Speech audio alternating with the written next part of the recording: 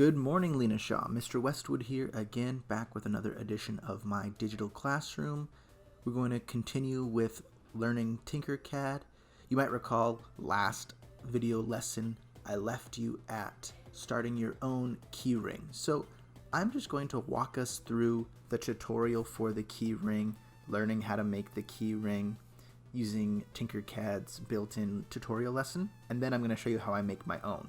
So you can kind of see the various steps that go into making your very own personalized keyring with your name. Alright, let's get started.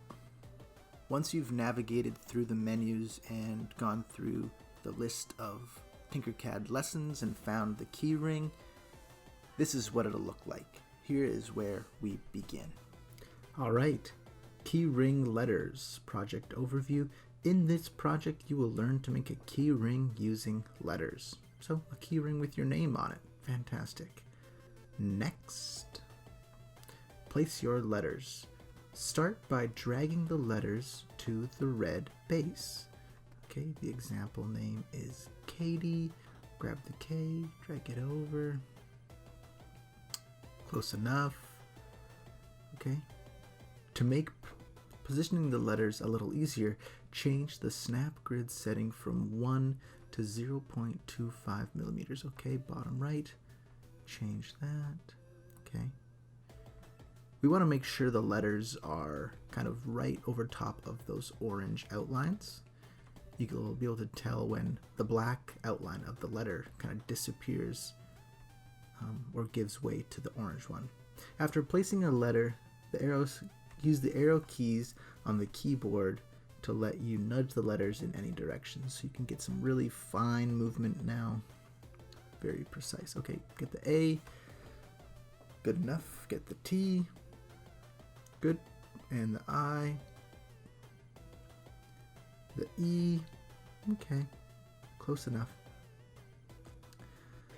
Continue now to the next step. Good. Okay. Resize the base. It's easy to resize the base using the black dot on the right side of the model. Click on the shape to select it, then drag the black dot until the red base matches the size of the letters. Okay. Easy. The black dot there. Continue to next step. Next. Okay, clean up. Now do a little cleanup work by removing any leftover letters. You can click and drag your mouse across all the letters to select them. Just be careful not to grab the keyring or the name Katie. Okay, now you can press delete on your keyboard, or you can press the delete button up here. Fantastic. Okay, instruction says then press the delete key on your keyboard. Continue to the next step. Perfect. Group the remaining shapes. Select all remaining shapes and group them together by clicking on the group button in the toolbar. So right up top here is the group button. Alternatively, you can press Control and G simultaneously, and you'll know you're successful when they're all the same color. Click Next, and congratulations, great job, you made it. Now, if you wanted to change the color of your keyring, you could, from the Shape menu here, when you have your shape selected, press Solid and choose any color you like. I like blue. Perfect. Done. That's it for the tutorial. Let's work on our own now. Okay, for this one, I want to just change the name right away. Mr. Westwood's Keychain. It's mine. It's got my name on it. Perfect. When I save it, it'll be saved as my name. Excellent. We're going to start with a box. Place it somewhere in the middle. Right there. Perfect. Now this would make a terrible keychain, so let's get the shape just right. Nice and flat so it doesn't take up too much space in your pocket. Okay, 5 millimeters tall. Great. I'm gonna make it a little longer, stretch it out. I'm watching that number there on the bottom. It says 90 centimeters. Perfect. We can make it extra long because we can always trim it at the end. 140 centimeters. I mean, 140 millimeters. What am I saying? And 30-ish millimeters wide. Okay. Now we're gonna make the spot for the keychain to go through, like get onto a key ring. So we're going to make a rounded end using a cylinder. I'm just trying to get it the same size as the rest of the keychain.